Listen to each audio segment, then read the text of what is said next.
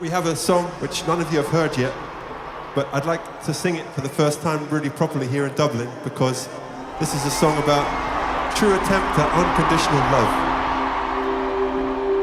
It used to be all about us. Now it's not about us at all. We're just there to facilitate a gathering, really. It restores my faith in humanity. Every day I get to see people singing together. We love it. When you get in the water, it reminds you to be humble because you're just tiny again. We've kind of got to the point now where we realize what we're supposed to be doing, which is to provide a sense of community. We're only going to do 12 proper albums, and that's real. Less is more.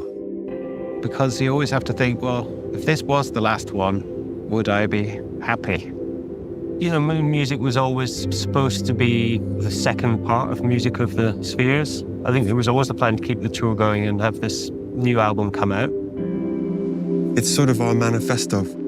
My way of looking at things right now in terms of how to not give up, how to accept reality, and then try and find some way to look at it with love, basically. This is a good one.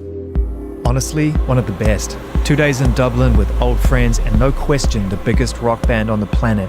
Coldplay invited us to go behind the scenes of their record-breaking tour at Croke Park. Then we spent a day with Chris out on the ocean, ending with easily one of the coldest swims of my lifetime. It was a beautiful contrast. It's all about to unfold. Enjoy it. It doesn't get bigger than this.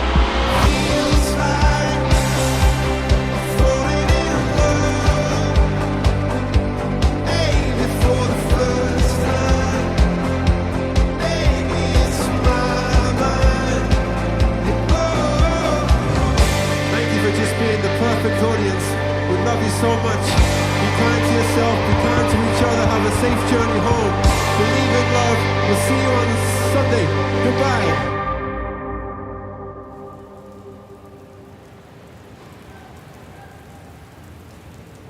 Do you do this much? Do you walk around empty venues before you play them? Only in the rain. Melancholy is my go-to emotion, so this is perfect. I was going to start at the end, but I don't even know if this will ever end, this tour. Maybe it shouldn't.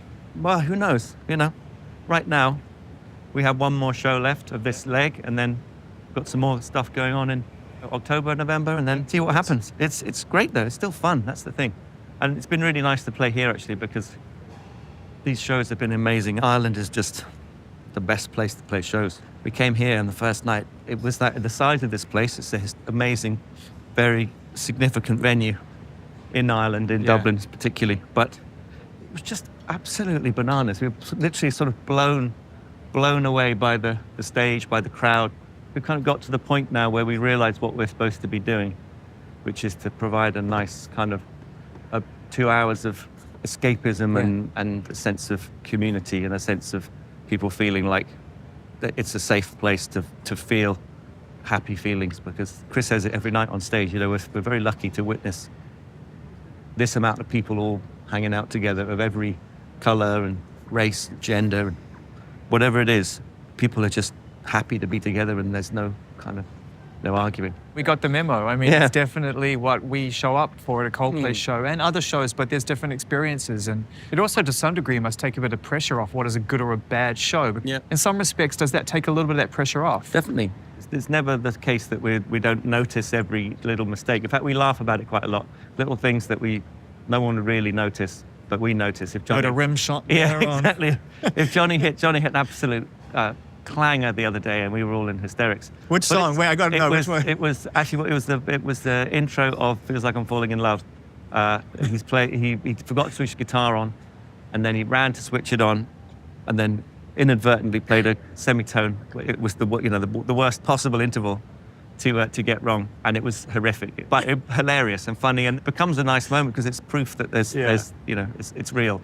We focus less on the sort of technical side of things and like, how did the vibe feel? Did we get the vibe right? So there's less pressure on the how did we play. It's more about, did we connect? Was there a nice feeling in the room? And so, but the best part of the show is always the is the fans, you know, and if they're having a great time, then that makes it a good show. Yeah, you can tell. I mean, like from just kind of watching the videos and seeing the way that everybody is so ready when the lights go down, and even just the starting with the, is it E.T.? It's E.T. It's E.T.? Yes. Is that, whose idea was that? That was Chris from the get-go. I mean, we're obviously big Spielberg fans, and there's a sort of, you know, slightly outer spacey vibe going on. So it's an amazing piece of music and quite exciting as Beautiful. well. So you probably don't go up this, maybe you do go Yes, this. I do work this bit. We're coming down the side. Yeah. And then we go under and up, and then go to the main stage, and then there's a couple of a section where we all play here on the B stage, out in the middle, and then towards the end we go out to the C stage. Yeah. Chris finishes up out there, and we walk back up and do the end of the show, and then off we go. It's timed pretty carefully. I mean, Yeah. you look pretty relaxed, but you got to be up there by the time it's ready to go. Yeah. Although for me it's all right because I'm the one who, you know, Kicks it off. initiates things, as it were. So Kicks it off. if I'm not in my spot, nothing's happening. Yeah. There's a bit of pressure on me, but because we're so in tune with the momentum of the show on our own show like this, anything that is slightly different, it feels like something's wrong. It's like all the air is leaking out. So it's a really weird thing. And it occasionally happens in stadium shows, but Chris is really good he's very sensitive to those moments where he knows that, okay, we need to crank it He's up one a of the little bit. best. He's one of the best. He feels, I can tell, he's really searching for the feeling at every little part of the stadium and where he needs to just, to your point, change the frequency of it so much. He's really the interface, obviously, between all of us. You know, we have ways of communicating and ways of looking after each other, but we're all quite good at that now, you know, just checking in. Are you all right? Yeah, You okay? I'd imagine so, because as we leave the B stage, I mean, this is probably the closest you get to going back to what it was in the beginning, which is that sense of being around each other in a room and playing. It must be really nice when you get out there and are able to play together and see each other like that, and it's not all just facing one way. Yeah, it is nice. The C stage, I think, is maybe the closest to what, you know, the one that right at the back where it's all acoustic instruments as well. The bedroom moment. It's living room. So it's like being back in Johnny's bedroom in '98. God, it always blows my mind when you come up on here, and I don't want you to take this the wrong way, but it feels smaller. Yeah. But it does. It feels more intimate than you see. Yeah, I think it's deliberate. Yeah, it just allows the energy to stay centered if you have quite a compact four in the middle, and that's when the best bits of the show are. I think is when we're all quite close together. We're really proud of the fact that it's still going, and the fact that people are still wanting to come. I think credit to Phil and to Chris as well, who's been very adamant from the very beginning that we have a really democratic ticket pricing system as well. Yeah. Because you know you want those people to be able to afford to come, and the kids, you know, who are going to be people who hopefully will keep listening to our music. Yeah. We don't want them to be priced out, you know. The fact that when you walk into this room, if you care about this kind of thing, and we all should, and hopefully over time we will, and I think inevitably we all will have to, you're creating an efficiency space, a place where you feel like you're actually part of an experience which isn't taking as much as we take on in everyday life. I really want to give you your flowers for that, because everyone knows Coldplay cares about the environment and you tour sustainably, but I don't think a lot of people understand the lengths to which you've gone and how it's in every nuance of the show. Yeah. It's not just the bikes, and it's not just the air travel, but it's right down to the reusable materials, and also the fact that, you know, the kind of food you're putting on in catering, and the fact that you're giving surplus food to food banks locally. This stuff should be talked about, because it's really, really motivating and I think very inspiring. I think it's that we had the lull of COVID, and that allowed us a lot of time to really investigate deeply into some of the things that we could be doing and partner with really interesting people and kind of be open to suggestions. And I think what we came up with is the idea that there wasn't one big thing that got us into this position in the first place. It was a series of decisions and choices that get made that accumulate into something catastrophic. And so in the same way, we thought, okay, rather than trying to do enormous big ticket items, of which there are a few that make a massive difference, but really it's about putting every decision through that filter of like, okay, literally every single facet of the tour goes through that another layer of decision making. Can we do this better? Can we do it more sustainably? Can we do it greener? Can we do it so it's beneficial? You know, how are we making those decisions, and can we make them better? And so it's pretty much everything from the cups we use to the we've got this new thing. I don't think I'm not sure whether they're on at the moment, but the black drapes that go around the back of behind the stage are solar. They're basically solar material, so they are Powering stuff. I'm afraid it's not doing not too today. much in Dublin, but Maybe not today. But yeah, they basically, because they sit there, especially if we're playing in hot places for 5 or 6 shows residency, they sit there soaking up. You can either take just classic black drape material, or we can invest in this technology and Incredible. and make it work for us. And I think we all have different skill sets, and Guy is amazingly, he's the engineer. He's got that technical brain. Johnny is our scientist. He was he's our mathematician and scientist, and Chris has these extraordinary big ideas, and Guy is the one who thinks, well, okay, but how do we actually do that? And how about let's talk to these people? And so it's been a really amazing exercise and a really fun thing to do, because we don't want to make it exclusive to us. It's completely That's what I open mean, it's source. inspiring. It's like, take it, It's inspiring. run with it, and do something better. This year we've managed to reduce our footprint by 59%. So the last year was 50 from the last tour. Now we're getting closer to That's 60, amazing. 65. So it's incremental, but we're very clear with the fact that it's not all done. There's a long way to go. Clearly, it's an ongoing process. But we want to keep going. Just about being honest and open and saying, yeah, we're not quite there yet. Here's what we've done. Tell us how we can do better.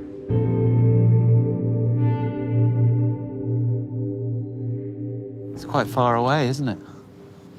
It's hard for me not to think about those very first moments, and you probably, I don't know if you ever afford yourself that. We all keep moving forward in life, but I think about the Shepherd's Bush Empire and the lamp on the piano or whatever it was, you know what I mean? Like where it all began. It's kind of crazy. Yeah, it is crazy. I don't think we've spent very much time looking back. I think certainly I feel I'm getting to a point where I'm happier to look back and reflect more than I've ever been before. But I think up until now, it's been very much just What's the next thing? 100 miles an hour Yeah. in one direction forwards. Does it help that you do a tour for 2.5 years?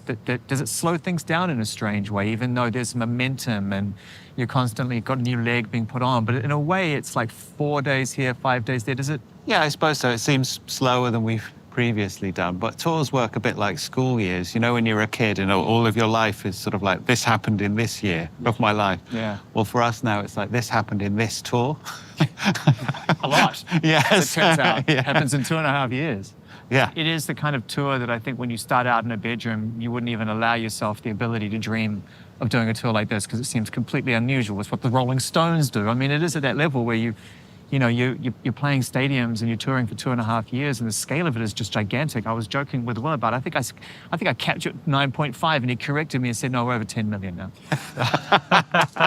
In terms of tickets sold. Yeah. And it is something to be proud of. It is. Well, I think we're sort of breaking new territory for us. I think the biggest tour we ever did before this was the Viva La Vida tour in terms of the number of shows, which was about 170, I think. So we're almost at that number now, with no particular end in sight. We're really enjoying it. Yeah, it's weird. 2.5 years in and we're still loving it. loving it. But as it's much as taken ever. us, I think it's taken us this long to figure out how to pace it and how to balance it, because we've certainly done some tours in the past which have kind of almost killed us and certainly made me never want to tour ever again. Yeah, I certainly think about like our third album tour and stuff was brutal, Yeah. wasn't it? So what's changed? Not to take you back through the pain of that. Let's go through the pain of that.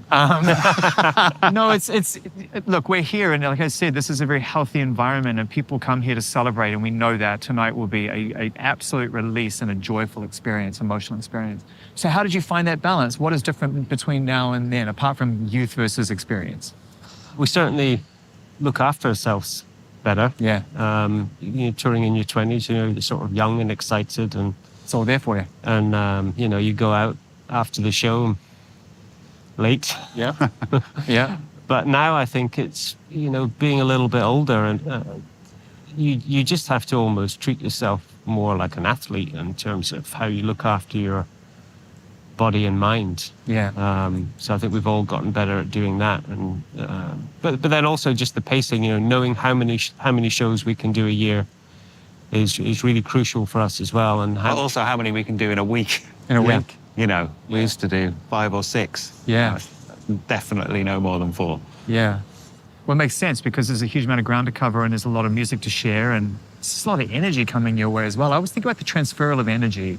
We're not just screaming and clapping and sending it somewhere else. It's going really toward you and you're giving us this music in return. And I wonder what your relationship like with that is, Johnny, you know, in terms of how you sort of come down from that or how you translate that relationship with us as fans. Well, I think as we've all gotten older, we've stopped treating it as being about us. And so it becomes a lot easier to deal with because really it's just about the people who are here. And then we stop worrying about it being a show about people watching what we're doing or, you know, it's just about, in fact, just a way to sort of get people together and Will was saying that too. enjoy music. He was saying it's sort of like less pressure on like the goods and the bads and stuff. And, Yeah. You know, the mistakes get made and you're just able to giggle about them and laugh about them. You know, like if someone goes on to play like Feels Like I'm Falling in Love and their guitar's not turned on and then they reach out to try and turn it on and when they do, they hit the wrong note. And I don't know who you're talking about there. I had another one last night. Because we missed the sound check because our plane was late and we were doing a song with a band called Aslan, and I've been practicing their song, you know, in its original key. Yeah. But no one told me that they weren't playing it in the original key live. So I came in with a big power chord. Why is it always the big power chords too? Why isn't it just something gentle like a strum that you can adjust in real time? Why has it got to be the big power chord, right? Well, then I was like, oh, that sounds weird. And I sort of looked around and everyone else looked like they were playing the same chord as me. So I was like, well, I'm going to go for the next one. Double down. Double So down. I hit the next one. I was like, oh, no, that's still wrong. Maybe my guitar. So then I was like, oh, it's better tune my guitar. It's a real life shred, this, isn't it? Drop to home tune. Because I'm still looking around at everyone. It's like, that guy's definitely playing a D. Right. There's no question. But then it turns out they'd all detuned their guitars. God, can you imagine if you'd done that like 15 years ago, man? I mean, you know, I don't know how you would have felt. Maybe you would have laughed about it then too, still. no. But I mean, you just. I'd have crawled into my room for a month, I think. Just going back to day one of the band, I think the thing that surprised me the most was when I met Chris. It's like, oh wow, here's somebody who's not only prepared to kind of, you know, write words, write lyrics, and, you know, somebody who's actually prepared to sing in a microphone in front of people. That was like the kind of like, oh, wow, maybe we could actually make a band then, because you need that. You kind of need that. I think it takes a certain kind of person to, well, first of all, to want to be a singer, and second of all, to actually stand, you know, in front of 100 people, 1,000 people, 80,000 people, and to be comfortable being the center of attention. You know, when I stand on the stage and look around, you know, the audience heads, it's like sunflowers, they follow the sun, right? It's, you know, anywhere Chris goes on the stage, that's where the audience will be looking. So you very quickly realize that, you know, you're standing there and nobody's looking at you. Which I'm quite comfortable with, by the way. But I suppose, I just don't know if I'm comfortable in the sense knowing that people aren't looking at me all the time. I would be really uncomfortable if it wasn't the case. But I think, you know, obviously being in Chris's position, you have to accept that you are the focus of attention. You know, I think some people shroud away in that, or it becomes a difficult relationship. I feel like he gets through it by just giving. I mean, he really puts himself out there. I mean, it's crazy. I mean, I can't imagine anything worse than trying to come up with a song about people. Yeah. while live in front of 80,000 people. Chris has always been able to make things up just on the spot like that. And I think what's so cool about that Jumbotron section is I'm not sure there's anyone else that could do that. I mean, I love the way you're changing up the set list all the time as well. It feels to me like there's some fluidity in that, which is cool. I mean, most bands who perform in this kind of environment, or artists, there's so much production around it. You got to kind of stick to your beats. Mm-hmm. Yeah, I mean, there's an element of that. You know, we sort of have a structure that we can hopefully play a little bit around with. Yeah. But it's still a structure. Yeah. So you've got other things so it's modular. You can put things in and put things out and stuff. Yeah. Yeah, I think that's a nice way of putting it. But I think we also realize, you know, sometimes we get into the mindset, you know, after 170 shows or whatever, you know, we start thinking about changing the set and moving things around and coming up with a different set. But actually you have to remember that, you know, every time we go to a new place, there's probably, you know, 98% of people there haven't seen the show yet. Yeah. And I think what we've got to be careful of doing is not kind of changing the show up just for the sake of change For us, you know. because Just keep it interesting for you. But yeah, but the funny thing is actually, because all of us get bored quite easily with old stuff, and Yeah. we just want to move on and do new stuff all the time. But actually, with this, we're still okay. You know, it still feels good. Well, you have a new album. You know, this beautiful album, man, Moon Music. Congratulations. I mean, you know, Thank you. continuing to not just perform at the highest level, but record at the highest level, and to have made maybe one of your most complete bodies of work in terms of all the sides of Coldplay, and then call Time on a Tour wouldn't make much sense in a strange way, right? Yeah, I think, you know, Moon Music was always supposed to be kind of the second part of Music of the Spheres. And I think there was always a plan. I think there was always the plan to keep the tour going and have this new album come out. But I think I quite like this way of working where you don't have to kind of attach albums to tours, and they don't have to be these kind of things that start and stop. You know, it's quite nice having the fluidity of what we're doing, and also just, you know, setting up it's such a huge operation to build up a tour and get it on the road. I feel like Everyday Life kind of broke that spell a little bit. There were probably lots of reasons why that wasn't such a tour, but that was probably the first time, right, where you put something out and just let it sit on its own. We did maybe Ghost it was Stories. Ghost Stories too. Yeah, but yeah, like I was saying, you know, this tour's took two or more years to plan.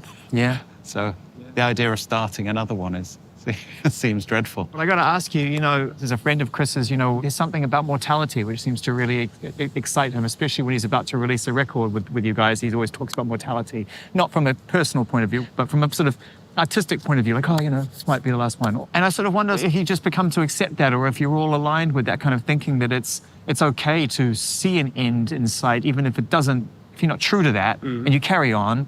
What is the end of something? I think it's good to have a plan. It's always good to have a plan. It's good to have a framework to work into. But I think it's also it's a management tool. You know, I think particularly for Chris, who's working, you know, 24/7.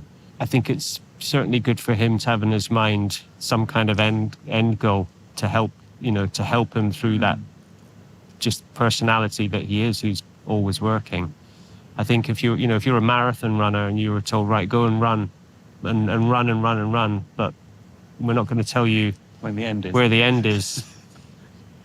Beautiful You'd be analogy, pretty by the way. bummed. It's a very, very dark and very succinct analogy there. I'm right there with him now. Well, for us as well, though, it's important, I think, because you always have to think, well, if this was the last one, would I be happy? Right. You know, it's not like there's not another chance. Yeah. You know what I mean? Yeah. Because there might not be ever. You know, you never know. You never know. We have tonight. Come rain or shine. Come rain or shine. I think it's going to shine. Yeah, I'm not so sure about that, Guy. What I am certain about as I walked around this empty venue hours before it filled to capacity was that Coldplay are the show that people need to see right now. It's a concert, it's church, it's a spiritual awakening. It's an environment so fulfilling and uplifting. It reminds you that when we all come together despite our differences, we actually have a lot more in common than we think. That's what Coldplay do best, is remind us of that.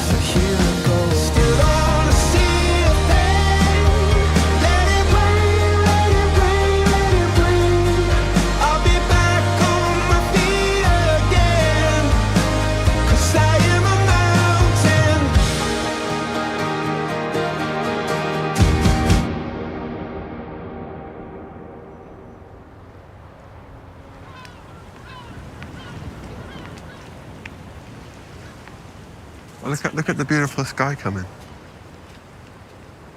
you want to sit on that pile of rocks there? Can they film from the... Yeah, we can make anything work, I'm sure. look, that'd be great. Yeah. All right, be careful here, man. We'll go across. Look at this, perfect. This is our spot. I feel like this is important to you, doing this kind of thing, being barefoot wherever you are in the Yeah. world. Yeah. Do you know what I mean? Yeah, it's very important, and it's it really getting the sea as much as possible too, because it's offsets the playing stadiumness, which is, I love it so much, but Yeah. when you get in the water, it reminds you to be humble, because you're just tiny again. If you're by the ocean, it's such a must. Like, I'm trying to think of some of the most beautiful places you must have been swimming on this tour, because you've been to some incredible Yeah. places. Yeah, this last leg I swam in Germany, Ireland, Yeah. Greece, Yeah. Austria, Finland, Amazing. Italy maybe, Spain. Yeah. But it's also, if you believe in this kind of thing, it's nice to ground yourself, especially if you're on planes a lot. And I don't know, it just feels nice too. Yeah, it does. It actually does. I mean, it's kind of strange as it was to climb out on rocks and Chuck Look, you has... kept everything so clean. No, I'm proud of that. You got that rip in your trousers, but I'll get that paid for. It's purposeful. Oh, okay. It's purposeful by design.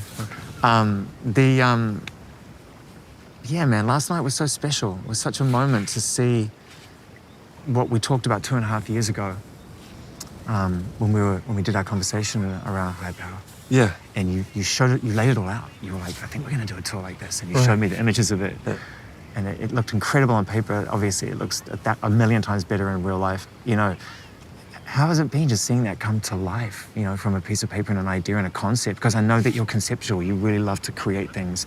Yeah. To see something of that scale reach 82,000 people last night, you know, must have Well, been that's amazing. the thing that's missing with any concept drawing is all the people there.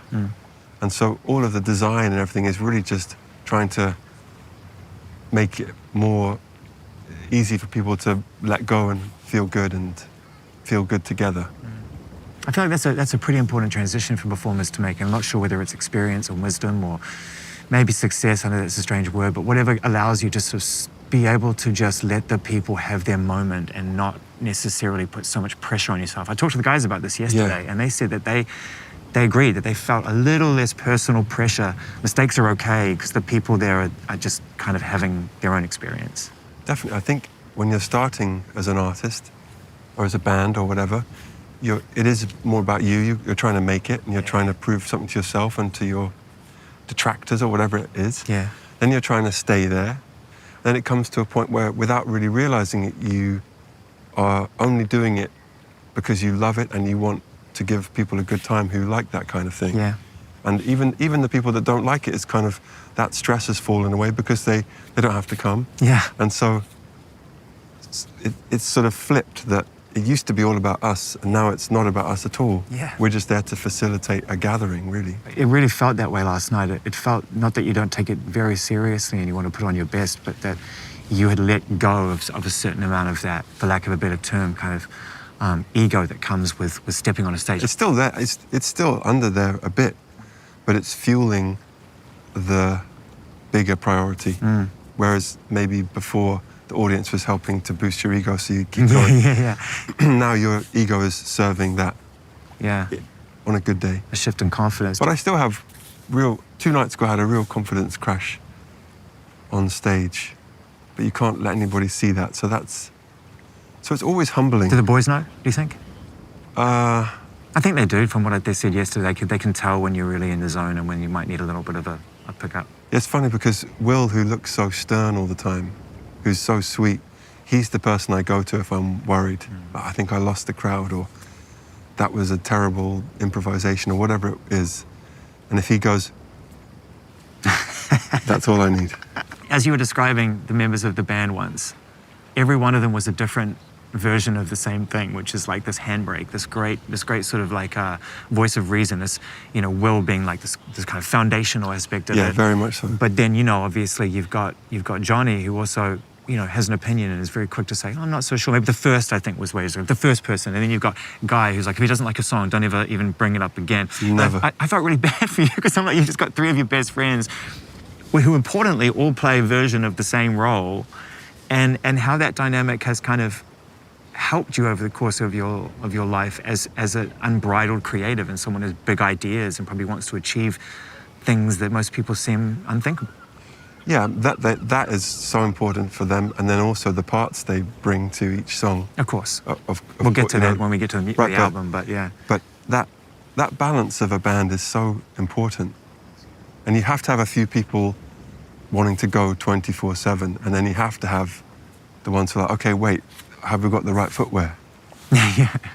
It used to be annoying, but now I'm so grateful for it. Now I feel like, well, if it's been through that system of checks and balances, yeah. then once it's ready for the outside world, I have full confidence in it. And so whatever comes at it, I just have to say, okay, well, that's the best we can do, and it's been through all the checks and balances. When you refer to 24/7, I know you're referring to yourself because Will used the same term yesterday. We were talking about how they sort of approach the friendship side of things and make sure that through all the touring and the recording and the work that goes into making your best work, best music, that there's ways that they can support you. And Will made that observation. He said it's 24/7 for you. Do you recognize that? That it's an obsession of some sorts, you know? Oh, for sure. But I know that I'm not the only person, to paraphrase Sam Smith, I know I'm not the only one. Yeah. It's normal for me. And I would be so sad if it wasn't 24/7. Is that to some degree why there's always a sense of mortality with every project? There's an idea that the plan will end at some point. Yeah. It allows you a chance to actually acknowledge that this is the best I could have done in the moment. And if I pluck up the energy to go again, I will. But right now, this is enough.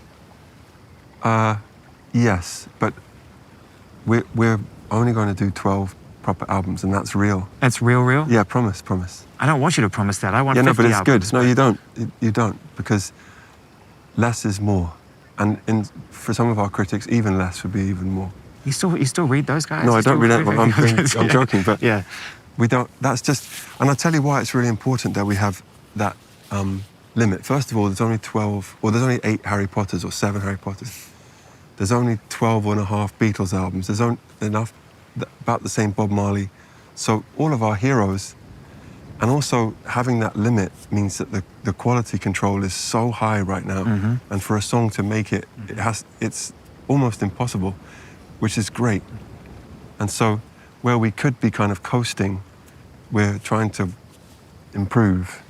The only part of it that I have to get my head around as a fan of music is that there's something about the creation which is personally fulfilling that ultimately leads to a place of legacy. And it feels to me like you recognize the importance of the legacy of quality, but it might deny you the joy of making something on a personal fulfillment level. Am I making sense? Yeah. Well, the joy of making something, that's funny. I was thinking about that this morning. That will always continue in some way. But there's something about the Coldplay thing. That's just what, I don't know where the songs come from. I don't know where the ideas come from, but that's just been coming to me for about 4 or 5 years now. Like, you have to finish like this. And I trust that, just like I trust the song. So if we do something together after that creatively beyond touring, then it will be something different, or it'll be a side thing, or it'll be a compilation of things we hadn't finished. Or... They're still creative. It just doesn't have so to much, be in there. Yeah. And also to make an album great as a band, it's such a lot of wrangling of people, and I want to give the others some of their life for themselves. Otherwise, I don't want to be, when we're 60, like, Will, come on, guys, let's keep going. Let's keep do better on than that. going. They seem happy right now. I mean, after 2.5 years of touring, I don't think in my lifetime I've ever seen a band skip on stage and still have the joy. Oh, I think we've got more than ever.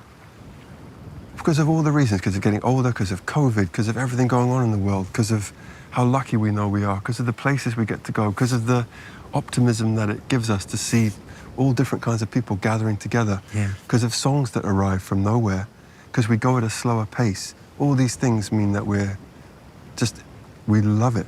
I think about everyday life. It's an interesting listen that for me now, because it's grown on me so much. I liked it the first time I heard it, but you didn't tour it as much, and it just felt like one of those records that was going to serve its purpose, and that purpose would reveal itself to me.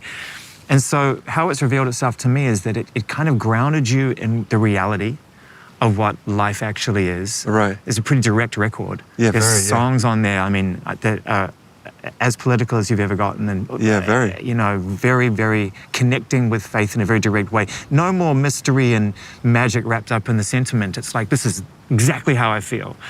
And I love it, but it felt to me like it opened up the door for you to actually go into the spheres, and it kind of opened up the magic a little You're bit. very good, Jay. I've got to tell you, not to sound like a rom-com, but sometimes you know me better. Did you say that to all the interviewers? Better than I know myself. Look at us on this rock in the ocean. It's like Love Actually. It's very sweet. That's really true.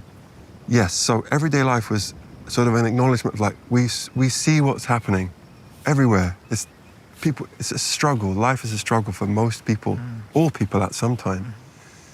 So it was important to acknowledge that before going into and our response to that is, well, we have to try and turn to love as What's much as possible. Yeah.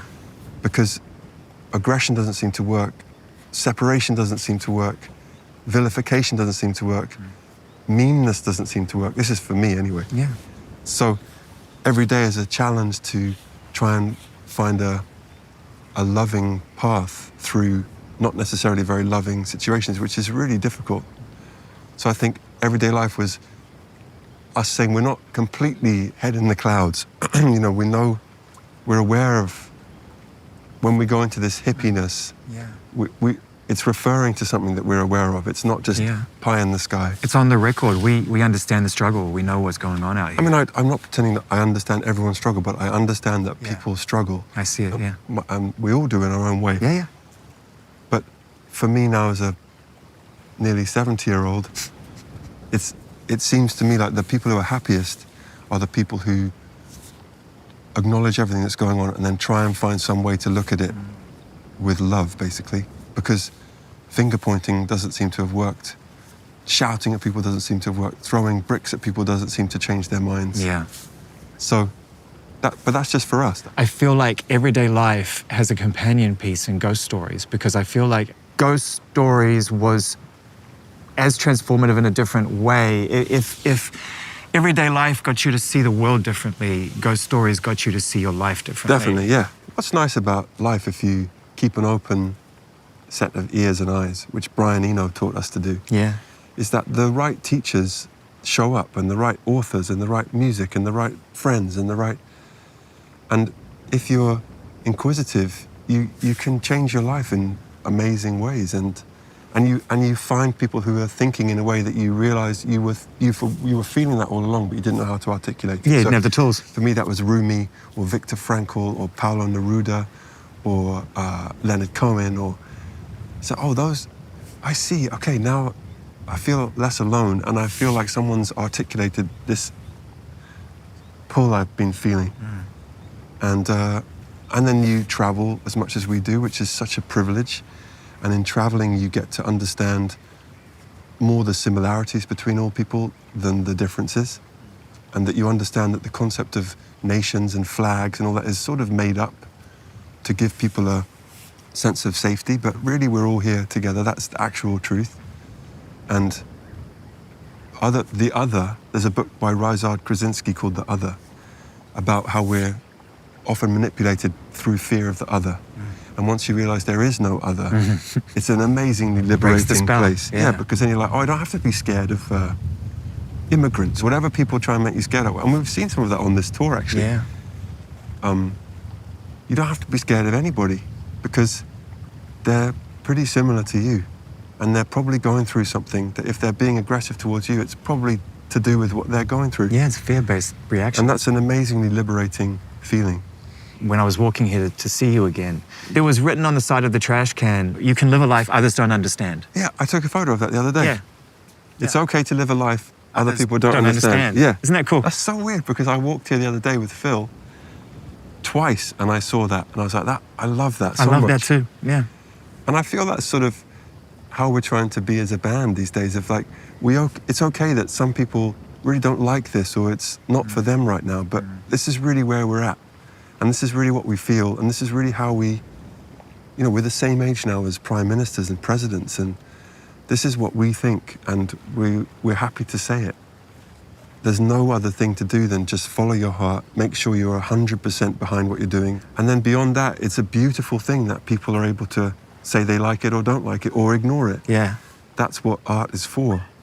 And I know that lots of people will hate anything we do, but I'm totally okay with it, because I love it and I'm fully into it. And I've worked so many hours and days and weeks to make sure that I'm 100% behind it. So if it's not for you, then God bless you. That's okay. Yeah. What's funny about our quote unquote hits is most of them weren't hits at the moment they came out. So we don't really have hits in the way that everyone else has hits. I'm trying to call foul, and I can't. I think you're actually right. I think there are songs that come out that they're sticky and they just hang around. And I mean, like even a song like My Universe, which obviously on paper with BTS is going to be a massive hit, right? But I think watching it last night in that environment, in that stadium, it was like one of the biggest songs you've ever done. Right, but it was a hit for a minute because of Army. Yeah. Respect. Respect. They made it a hit in the first week. Then it disappeared again. Yeah. And then all the people that were like, I hate Coldplay, they always check, they change too much, whatever. But I was just like, well, I know that song fell through in such a natural way on top of a beat that Bill Rocco, one of our producers, made. I know that it came through really purely, so I just got to trust the song. And so for the first few shows in certain countries, that song wasn't really, but now it's, now it's accepted by our audience, and not by all of them. Yeah. But again, you can't. Or a song called A Sky Full of Stars. Wow, last was night, sort of a joke when we released it to some people, and now it's become. I think that's one that, to me, that was a moment in the show last night, and has been a moment in your collection of songs that is very powerful for lots of reasons. But yeah, I was thinking about Sky Full of Stars last night, and I whenever I hear that song, especially when you perform it live, I think about Tim, I think about Avicii, and I think about how amazing he was as an artist, and just how gifted he was. And delicate. He was very delicate. Well, I want to talk about the vulnerability of being an artist a little bit, and I know you can't speak for every artist, but you are one, and I think we have to handle with care the arts and the artists, and sometimes we miss that point. Well, I think we have to handle everyone with care, first and foremost. Yeah. Secondly, artists, particularly when they're on their own, it's a delicate thing, especially now with social media, and it's relentless, and it's extremely stressful for a young artist. So for someone like Tim, who was at the beginning of the real social media craziness, and he was doing 4 gigs a day, it was just, there was nobody to say, there was no will. He didn't have a will to say, hey, awesome, let's rest for a minute. Or let's not do 7 singles this week, let's do 1. Yeah. You need that, or you two have Larry who's like that, who's just, they're like, okay, cool, they're the person holding the kite. Yeah. What makes me so happy about Billie Eilish, for example, is that Billie Eilish is really a band, isn't it? The two of them, and then the further band of their family. Family, yeah. So you feel with her that she's protected and she's so brilliant. But her and Phineas are such a band that I feel like, well, she'll be okay. The music industry is always in a state of flux. Yeah. And there's a certain thought that really, because of AI and because of viral hits, that's the only way it will end up, with just that. Yeah. But conversely, this year you have Chappell Roan, Charlie XCX and Billie Eilish, all of whom are on their sort of 4th or 5th project. Working hard. Who have been allowed to develop, and so perhaps it's going to be viral hits and AI, but also there's a place for long-term people that are looked after. Yeah. Because, especially as a fan, then it gives you something to believe in, or Fontaine's DC, or 1975. I still am a fan of bands that I've liked for a while, or artists that I've liked for a few years. Where are they going to go? Yeah. As well as being a fan of, this remix from Transylvania has just blown up. It's amazing. Yeah. So there's room for all of it, and but the thing you learn from Avicii was we have to protect all people. We have to protect all people. We have to protect all people. This album is such a beautiful Coldplay record. It starts with a title track that is so bittersweet. Right. And I know it's tough to go into nuances of lyrics, but I really want to stay in that song for a second, because it asks so many questions of yourself and leaves us in a place where you're asking for help. It's so beautiful. Well, that's how I begin every day, basically. Right. It's every day. It's like the suit of armor of confidence has evaporated overnight, and I have a certain set of tools and teachers and guides who help me have the right things to pick myself up every day and carry on. So I was, with Moon Music, I felt like, well, what if I just really told how I feel every day? Tell us, yeah. Before I've remembered this phrase or that teaching or done this set of prayers or whatever. It's like, well, most of us every day are like, oh, am I just a terrible loser? Right? Well, even the bit where you acknowledged I just sit around, watch TV and blame everybody else. Yeah. I mean, look, as a piece of music goes, I think it's a very honest reflection of how we all feel at times, which is, we're just trying to be better, And trying to ask for some help. And we need help. Yeah. We need help at the end of the day, and it's delicate and bittersweet. And you talked about We Pray coming to you in the night. You've talked to me many times about how songs, you're a vessel for the music, and you don't really know where it comes from. No. Do you dream them? Do they come up in dreams sometimes too? Yes, I do sometimes dream them. Often songs that come in dreams aren't as good as you think they are in the dream. Have any ever come out at all? We Pray, Viva La Vida. Yeah. And then loads that you'll never hear. Yeah. Why not? Because I want to save you the trouble of having to. This album is really, really good. It's sort of our manifesto, or it's my way of looking at things right now, in terms of how to continue, how to not give up, how to accept reality, not run away from it, not hate anybody, even in the midst of always being filled with so many difficult emotions. So. And it's with Max Martin, so he made sure that it's really good. It sounds like, I mean, this is a compliment, it sounds like hard work. That's hard work. It's so fun, though. And because we have Max now, for this period, this last 4 Coldplay albums, he's just the best brother. It just gives you so much confidence. And I know that if a song has passed him and Will and Johnny and Guy and Phil, not to mention other people around me, then and if I really still love it, then I feel like, okay, well, this can come out. And as long as the story of the album is cohesive from start to finish, so there's nothing competing with anything else and everything is part of the journey, then, so this is a good one. Oh, yeah. But we've had a few good ones. So what does Moon Music mean, though? As a title, as a concept? I don't really know where that came from. Yeah. Maybe it's to do with accepting all the different phases. Maybe it's to do with shining your light without any need for anything in return. That more applies to the sun. There's a Hafez poem that says, even after all this time, the sun never says to the earth, you owe me. Look what happens with a love like that. It lights up the whole sky. Yeah. And sometimes if I'm super depressed, I think about, well, the sun is always shining. So you just can't see it right now.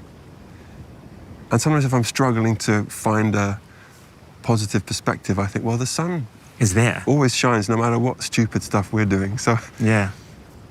And the sun shines on whatever's happening equally.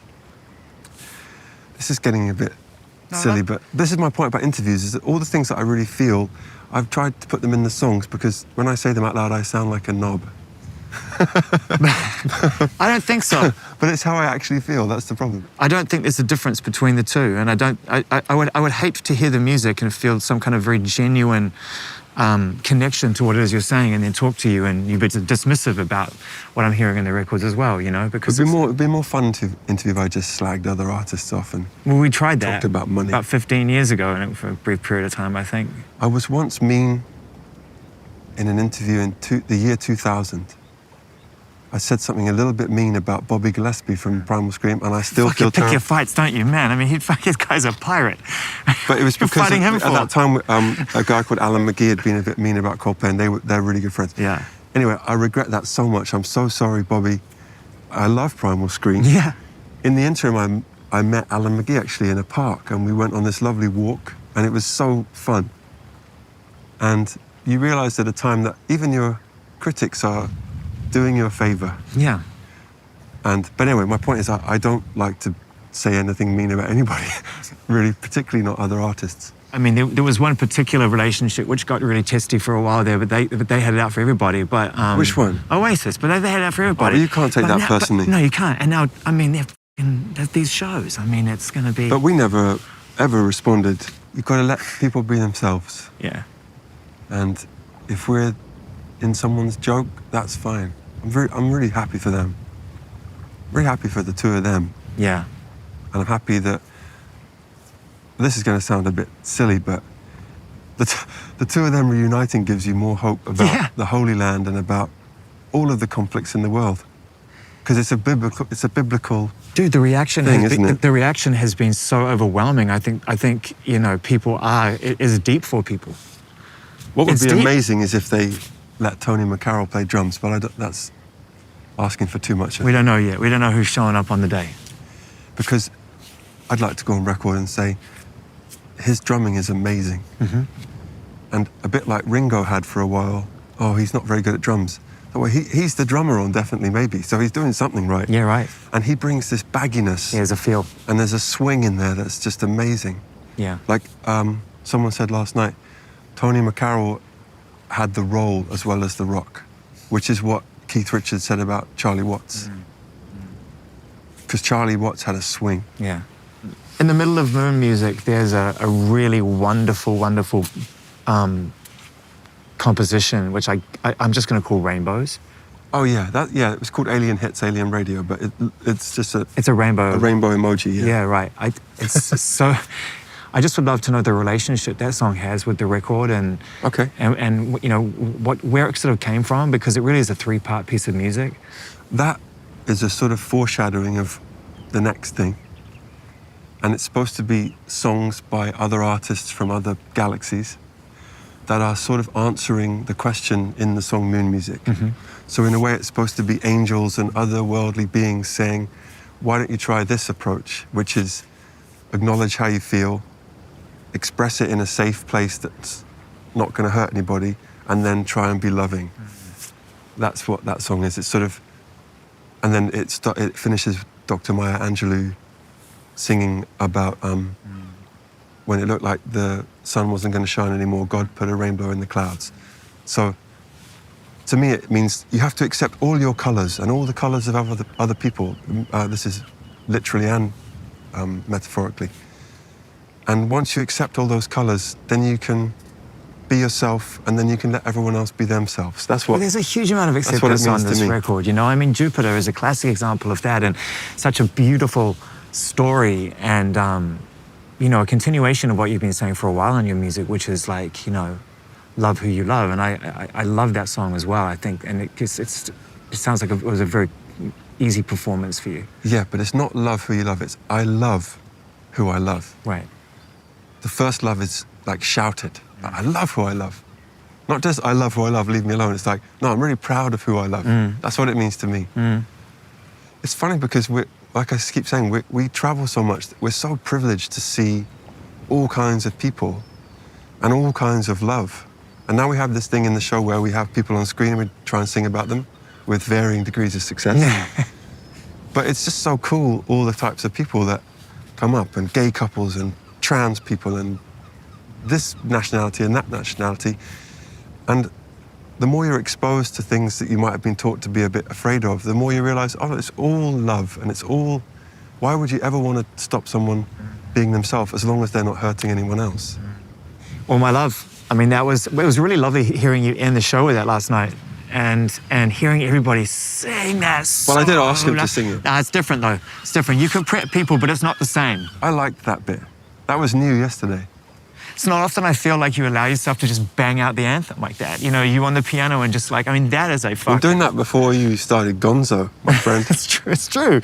Yes, sometimes it's nice to bang out the songs A like that. big one. I mean, it's a big one. I mean, when you do the McCartney chord, you know the one I talk what's the about. McCartney You know, chord? the turnaround chord in there where it's like, Oh, like a seventh. yeah. And it's very classic, sort of beautiful, anthemic kind of turnaround chord.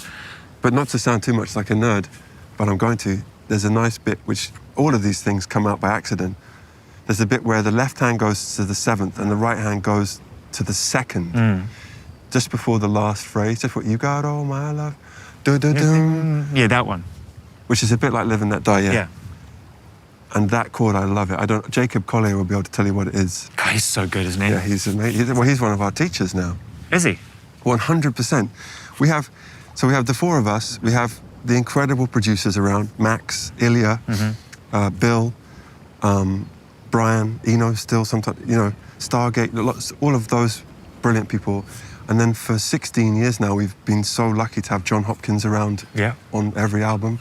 Davide Rossi, who plays a lot of strings. John Metcalf, who plays a lot of strings. And then since Everyday Life, Jacob Collier, who comes in like a professor.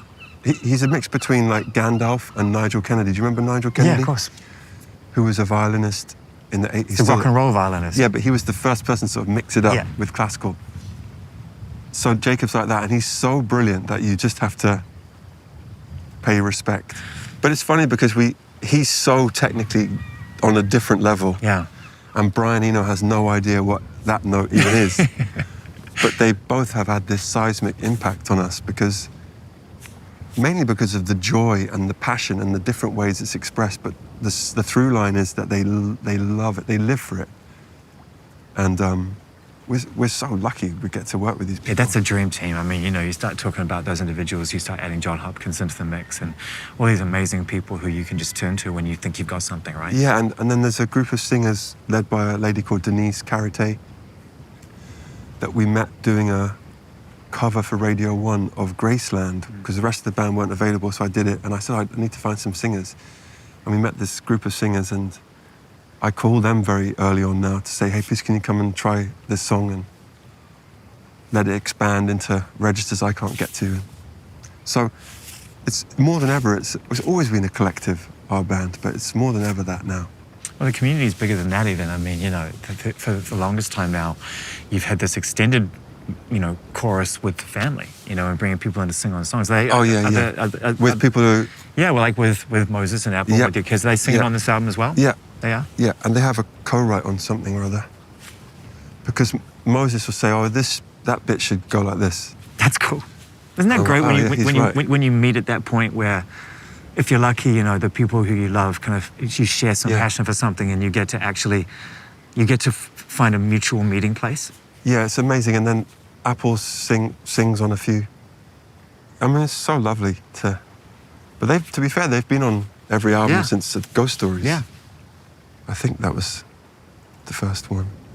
A lot of artists, when they become successful, they protect the family unit away from the job and away from what they're doing. There's like family and then there's the work. We don't do this. And yet you were very inclusive and brought the family into the creative process and wanted to be a part of it. It's all the same thing, you know. How do I say this without sounding too pretentious? Coldplay is my life 24/7. Like everything I'm looking at has the lens of my children and the band. At all times. Is this good for those two groups of people? And some other people too, but those two things are always there. And so often those two things meet. And also, will my kids like this? Or Moses and me were so into Fontaine's DC, like to a deep level, and it's such a connector for us. And of course, they're influencing what we're doing and what my son is doing, you know. So for me, family and first of all, I feel like everyone is in your family. So, but you mean people who actually came? Yeah, right. That part. Right. So it's all the same thing. Yeah. And they come and meet you at the studio, and you say, well, what do you think of this? And you know. Don't you feel now, after playing in front of 82,000 people and change, night after night, huge amounts of people coming in and really, don't you feel, for lack of a better term, protected? I feel you give too much to people for there to be any desire to catch you out anymore. There's no gotcha anymore. I just don't. Do you think so? I think there's. So. No, I think it's always positivity and negativity. By the laws of nature, are always balanced. So I just assume if everything's going really well for us, it's also going really badly. If everyone's saying nice things, the whole exact amount of people are saying. How does that serve you? It serves me by just trying to keep me completely neutral and not go too much either way. I don't really read things or go on social media because it's not healthy. But things get to me, or I hear about things, or people say this, or people don't like that, or people are accusing you of changing into this kind of band, or people say you've broken up, or you've had this, or whatever. And it's just like, well, it's all good. If for some people we're a character in a soap opera, that's great. Whatever helps people, you know, gossip helps people. It's a sort of therapy in a way. So if you're a character in those modern soap operas, which is, you know, celebrity culture, you just have to be like, okay. Yeah. It's okay. But in terms of being protected, I don't think of it like that. I feel like, in fact, I feel always super exposed. But I just try and have faith that, well, we're doing our best. I'm doing my best. I make mistakes. I accidentally upset people, or I say a mean thing where I didn't want to, or I get angry when I shouldn't have got angry, or I mess up the set list that day. Every day there's a myriad of negative things that I've accidentally done. we're doing our best. And you have to just accept there'll be positive and there'll be negative in equal amounts. So don't get carried away with everything's amazing or everything's terrible, because it's both. Yeah. Yeah, that's called living in the moment, my friend. Oh, it's getting cold now. You have to grow up in Devon to be used to this. This is all I used to do with my cousins. Well done. It was worth it. Yeah, it's beautiful. What is on top of that? There's a seal. Hey, guys, look. Yeah, look. See, there's a seal on the top of the rock. Beautiful. Have you ever interviewed seal? No. Where I live, it's funny because you see seals and sometimes you see seal. At the same time? I'm one of the only people who can say that, yeah. Did you feel it though when you wrote All My Love? Did you like just kind of get through the initial arrangement of it and just be like, Would you like me to tell you the truth? yeah, Some songs arrive fully formed and you're just like, where did that come from? Thank you so much. And that's only happened about 6 times. Viva La Vida happened like that. Yellow happened like that. Paradise happened like that. A Sky for the Stars happened like that. All My Love happened like that. I'm not surprised. And yeah, so I don't know. It just came through on a really cheap keyboard that I took to Jamaica. Yeah, I was like, wow. Okay, thank you. Is it the first time you ended the show with it? Yes. How did it feel last night here? It felt really nice. Back? But I told him to sing it back. No, but it it's doesn't not the count. same. It's a fake sing-along doesn't count. But but you have to listen back to the clip. People really connected with it immediately. Okay, well, let me tell you what happened. Because I felt like, oh, that went really well. That's brilliant. So when I went back to my room, I thought, you have to humble yourself, my friend. Right. So I Googled Cigarettes and Alcohol Live by Oasis. And I was like, well, that is You a did a compare sing-along. and contrast therapy. Yeah, I was like, don't get ahead of yourself, Right. sweet cheeks, because you've got to be put in your place sometimes. It was a special one. You know, I got to the venue yesterday and I said to Will, you know, you're nearly there, you nearly did it. And he was like, did what? And I said, well, you know, he's like, well, we're not done. I said, yeah, but Australia and New Zealand, it's like, it'd be fun. It's like a nice way to end it. And he's like, We're not ending. What are you talking about? talking about? This is what we do. That's what he said. I don't really want to do anything else. Yeah. I love it. Yeah.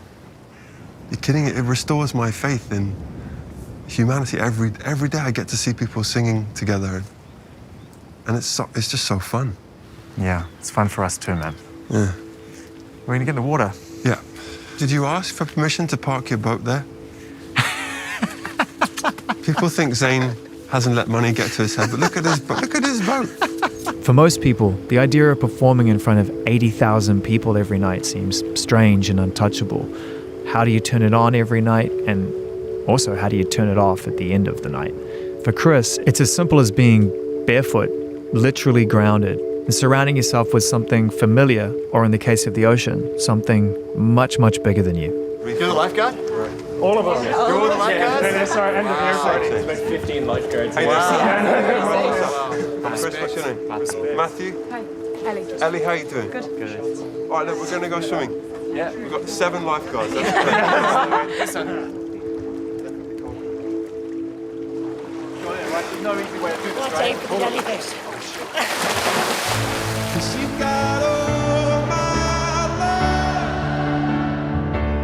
Whether it rains or pours, I'm all yours. And you've got all my love. Whether it rains, it remains. You've got all my love. With all my heart, I thank you so much. Goodbye.